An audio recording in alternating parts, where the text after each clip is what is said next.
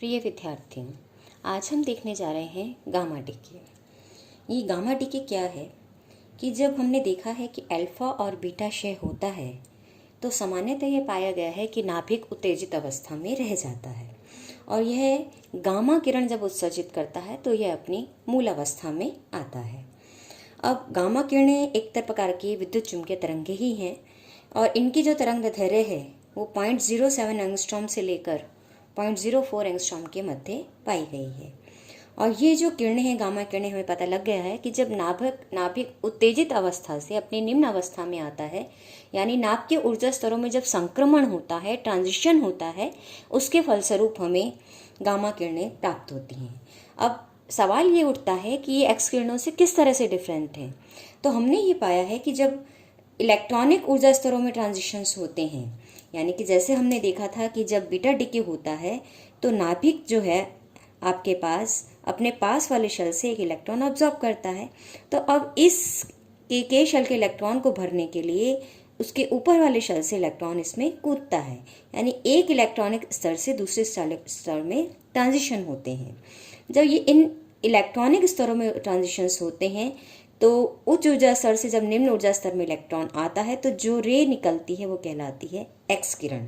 तो एक्स किरण जो निकलती है वो इलेक्ट्रॉनिक शेल्स में ट्रांजिशंस के फलस्वरूप निकलती है, जबकि जो गामा किरणें निकल रही हैं वो न्यूक्लियस के अंदर जो एनर्जी लेवल्स हैं उसमें ट्रांजिशंस के फलस्वरूप आपके पास गामा किरणें निकल रही हैं। अब गामा किरणों का एक उदाहरण हमने यहाँ लिया है कि लेड जब बीटा डीके करके बिस्मुथ में बदलता है तो साथ में जब ये ग्राउंड स्टेट में आता है तो गामा किरणों को उत्सर्जित करता है।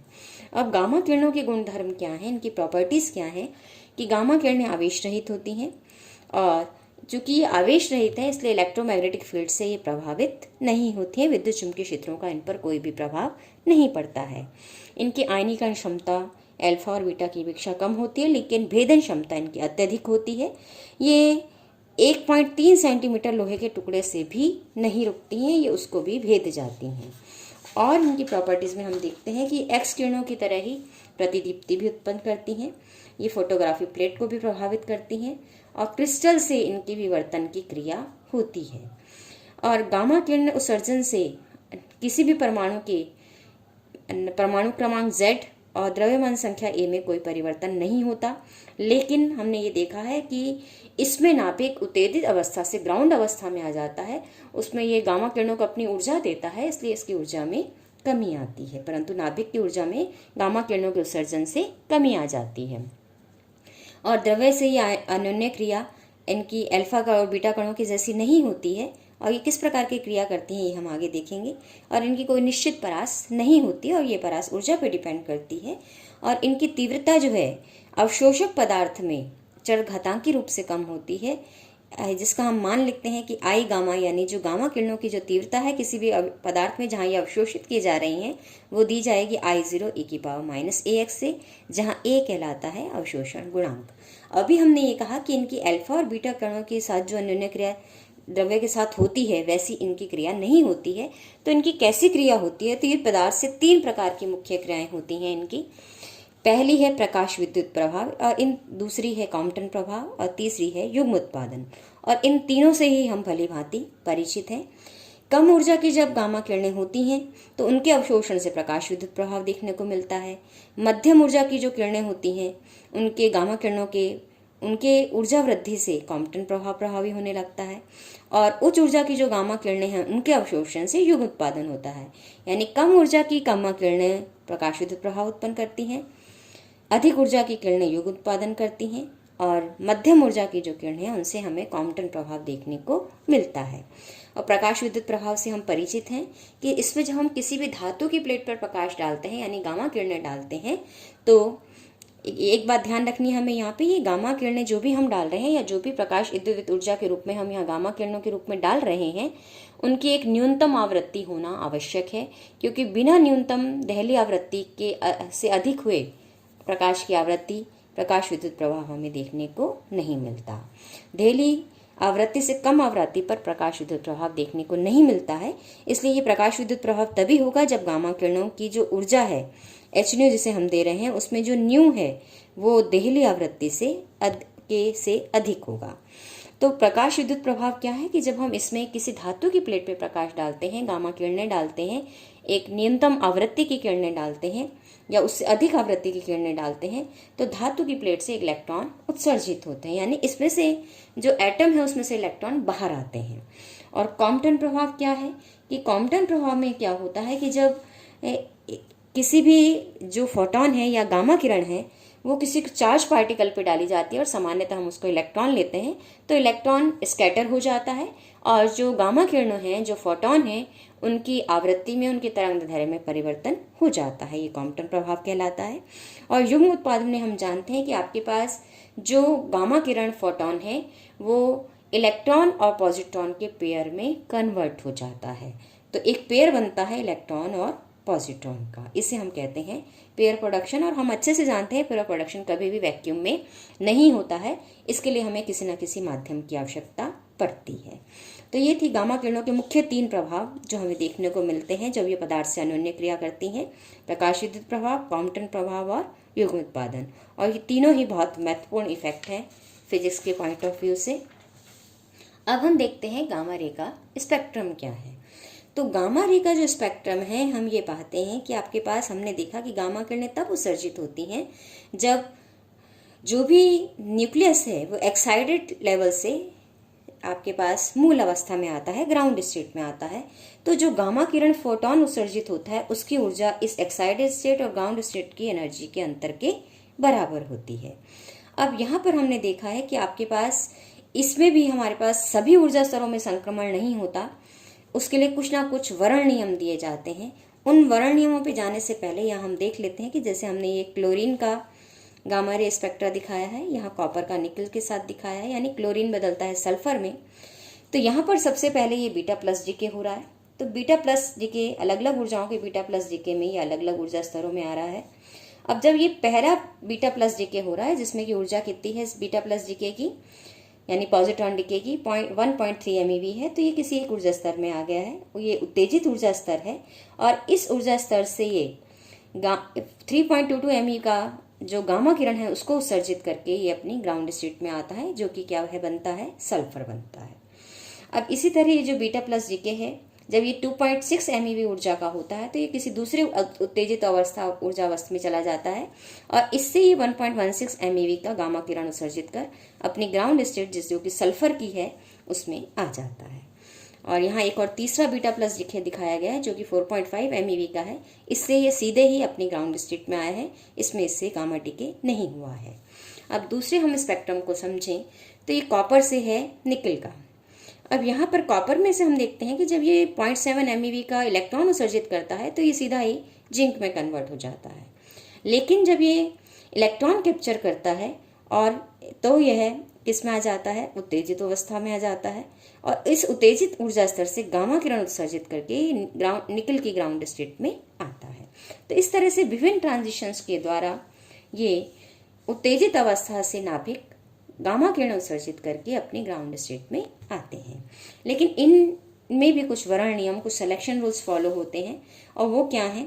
कि संरक्षण नियम कुछ ना कुछ इनमें संतुष्ट होने चाहिए। और वो सबसे पहला संरक्षण नियम क्या है, मेरे पास आवेश और न्यूक्लियॉन संख्या का संरक्षण होता है, यानी आवेश जितना मेरे पास पेरेंट न्यूक्लियाई का ही है उतना उत्पाद और गामा किरण पे हम जानते हैं कोई आवेश नहीं है, तो पेरेंट और जो डॉटर न्यूक्लियाई है उन दोनों का जो आवेश है वो समान होना चाहिए। और जो न्यूक्लियॉन संख्या है, क्योंकि यहाँ पे आवेश वैसे भी समान होगा क्योंकि इसमें से कोई पार्टिकल नहीं निकल रहा है, बस एक्साइटेड स्टेट से जो भी नाभिक के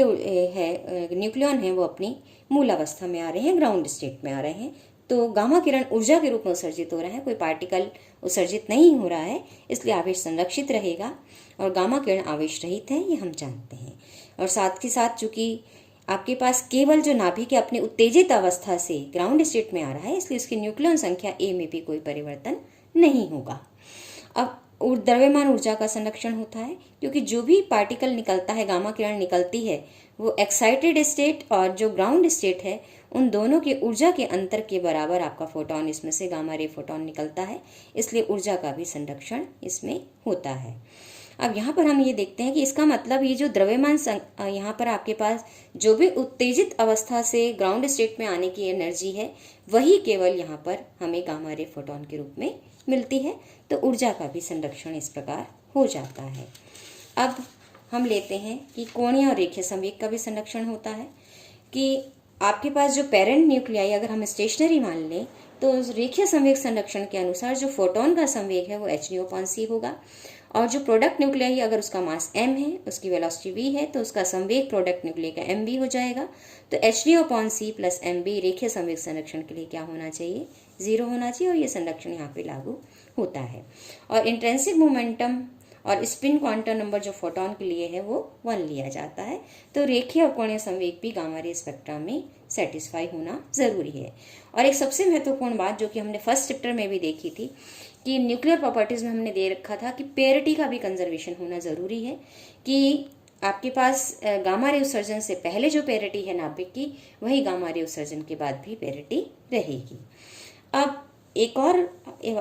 रूपांतरण पर हम आ रहे हैं, वो है आंतरिक रूपांतरण। और इसका कुछ आंतरिक रूपांतरण को हमने बीटा डीके में भी देखा था कि बीटा डीके में कुछ सेकेंडरी उत्सर्जन हमें देखने को मिलते हैं, जिसको मैंने के शेल के संगत हमें एक संगत रेखा मिली थी, एल शेल के संगत हमने रेखा मिली थी। तो हमने ये देखा था कि बीटा रे में ये जो हमें के शेल और एल शेल और इन सब के संगत हमें जो रेखाएं मिल रही हैं, ये रेखाएं जो हैं आंतरिक रूपांतरण को निरूपित करती हैं। तो एक बार पुनः हम यहाँ आंतरिक रूपांतरण को समझते हैं कि आपके पास हमने देखा था कि जो बीटा कण जब उत्सर्जित होता है तो नाभिक उत्तेजित अवस्था में होता है सामान्यतः, और ये जब उत्तेजित अवस्था से ग्राउंड स्टेट में आता है तो गामा किरणों को उत्सर्जित करता है। लेकिन कई बार ऐसा भी हो सकता है कि जो नाभिक ये जो ऊर्जा है उत्तेजित अवस्था से जो ग्राउंड स्टेट में न्यूक्लियस आ रहा है, तो ये जो ऊर्जा है वो उसकी नाभिक के चारों ओर घिरे हुए जो इलेक्ट्रॉनिक कक्ष हैं उनमें स्थित इलेक्ट्रॉन को दे दी जाती है, और ये इलेक्ट्रॉन नाभिक द्वारा सीधे ही दे दी जाती है। तो इससे जो इलेक्ट्रॉन है इस ऊर्जा को ग्रहण करके बाहर आ जाता है, जिसे हमने सेकेंडरी बीटा उत्सर्जन का भी नाम दिया था। और इस प्रक्रिया को हम कहते हैं आंतरिक रूपांतरण, और जो उत्सर्जित इलेक्ट्रॉन है वो आंतरिक रूपांतरण इलेक्ट्रॉन कहलाता है। अब इस प्रक्रिया में लेकिन ये जरूरी है कि जो इलेक्ट्रॉन की बंधन ऊर्जा है, क्योंकि आपके पास वो ऊर्जा जिससे इलेक्ट्रॉन अपनी कक्षा में बंधा हुआ है, जब तक हम उसको उतनी ऊर्जा नहीं देंगे तब तक वो इलेक्ट्रॉन अपने शेल से बाहर नहीं आएगा। तो ये शेल से बाहर आने के लिए जो हम ऊर्जा उसको दे रहे हैं वो कहाँ से मिल रही है कि जो भी नाभिक है वो उत्तेजित अवस्था से अपनी ग्राउंड अवस्था में आ रहा है, तो जो ऊर्जा निकल रही है वो ऊर्जा का मान बंधन ऊर्जा से अधिक होना चाहिए, क्योंकि जब तक ये बंधन ऊर्जा से अधिक नहीं होगी ये ऊर्जा, तब तक इलेक्ट्रॉन इसको ग्रहण करके अपनी कक्षा से बाहर आने में सक्षम नहीं होगा, और न्यूनतम इतनी ऊर्जा उसे हमें देनी पड़ेगी। और अगर बीई से थोड़ी सी अधिक ऊर्जा है ये अंतराल, यानी कि BE is equal to EE minus EG है, तो इलेक्ट्रॉन अपनी कक्षा से बाहर आ जाएगा। और जब इस ऊर्जा का मान,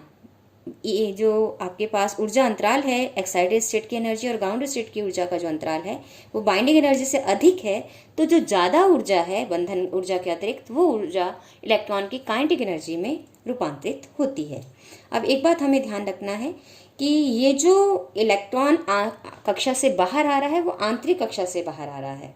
और ये जो रूपांतरण है ये आंतरिक रूपांतरण है। जबकि प्रकाश विद्युत प्रभाव में आप ये देखते हैं उसमें भी इलेक्ट्रॉन कक्षा से ही बाहर आते हैं, लेकिन वो आंतरिक रूपांतरण नहीं है, वो बाह्य रूपांतरण है। अब हमें ये समझना है कि आंतरिक रूपांतरण में अगर मान लो इलेक्ट्रॉन जो निकल के आ रहा है उसकी जो गति ऊर्जा होगी वो होगी आपके पास जो न्यूक्लियन के उत्तेजित अवस्था से ग्राउंड स्टेट का जो ऊर्जा का अंतर है वो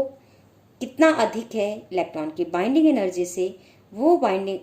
जितना अधिक है वो इलेक्ट्रॉन की गतिज ऊर्जा बन जाती है। तो हम इस लिख सकते हैं कि जो इलेक्ट्रॉन की गतिज ऊर्जा है ½ वो उत्तेजित और ग्राउंड अवस्था के जो संगत फोटोन है hν माइनस बीई के बराबर होगी। यानी ये एक तरह से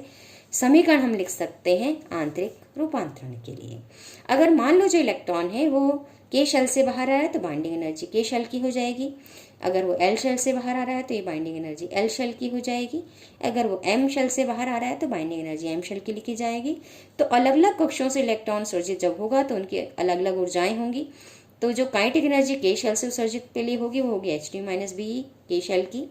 एल शेल के लिए होगी hν minus be L shell की। तो इस तरह से डिपेंड करता है कि इलेक्ट्रॉन कौन से शेल में बंधा है और उसको जो गामा रे फोटोन दिए जा रहा है उसकी ऊर्जा कितनी है, बंधन ऊर्जा से उसकी कितनी अधिक वो ऊर्जा हम उसको दे रहे हैं। जितनी अधिक हम ऊर्जा उसकी बंधन ऊर्जा से अधिक होगी वो गामा रे फोटोन की, उतना ही उसकी काइनेटिक एनर्जी का मान अधिक होगा। अब यहाँ पर हम इंटरनल कोफिशिएंट को भी डिफाइन करते हैं। और आंतरिक रूपांतरण गुणांक क्या होता है आपके पास, कि टेलर और मार्ट ने ये सुझाव दिया कि जब नाभिक एक अवस्था से दूसरी नाभ की अवस्था में संक्रमण करता है, आंतरिक रूपांतरण करता है, तो आंतरिक रूपांतरण की क्षय नियतांक और गामा रे जो भी गामा उत्सर्जित किरण उत्सर्जित हो रही है उसके क्षय नियतांक पर इसका मान निर्भर करेगा। यानी जो संक्रमण प्रायिकता है एक लेवल से दूसरे लेवल तक, वो डिपेंड करेगी कि आंतरिक रूपांतरण की प्रायिकता कितनी है और गामा उत्सर्जन की प्रायिकता कितनी है। यानी आंतरिक रूपांतरण का क्षय नियतांक कितना है और गामा उत्सर्जन का क्षय नियतांक कितना है। तो जो कुल क्षय नियतांक होगा, यानी प्रति एकांक समय जो कुल संक्रमण की प्रायिकता होगी एक लेवल से दूसरे लेवल तक, वो दी जाएगी lambda is equal to lambda I plus lambda gamma के बराबर। जहाँ लैम्डा आई क्या है, आंतरिक रूपांतरण के लिए क्षय नियतांक है, और लैम्डा गामा क्या है, गामा उत्सर्जन के लिए क्षय नियतांक है। और ये जो इन दोनों का अनुपात जब मैं लेती हूँ, यानी lambda I upon lambda gamma लेती हूँ, तो ये कहलाता है internal coefficient, internal conversion coefficient कहलाता है। आंतरिक या अभ्यंतर रूपांतरण गुणांक भी हम इसे कहते हैं। यानी कि alpha is equal to lambda I upon lambda gamma. और ये जो मान है डिपेंड करता है कि आपके पास संख्या कितनी है। निश्चित समय में एन आई है इलेक्ट्रॉनों की संख्या, और ये एन गामा है कि उसी निश्चित समय में कितने गामा उत्सर्जन हुए हैं। अब इसका हम आंतरिक रूपांतरण से क्या भेद है प्रकाश विद्युत प्रभाव से, और क्या भेद है इसका आपके पास, एक तो हम देखेंगे प्रकाश विद्युत प्रभाव से इसका क्या है अंतर, और दूसरा हम देखेंगे इसका इलेक्ट्रॉन प्रग्रहण से हमारे पास क्या अंतर मिलता है। तो ये अंतर हम देखेंगे अगले लेक्चर में। धन्यवाद।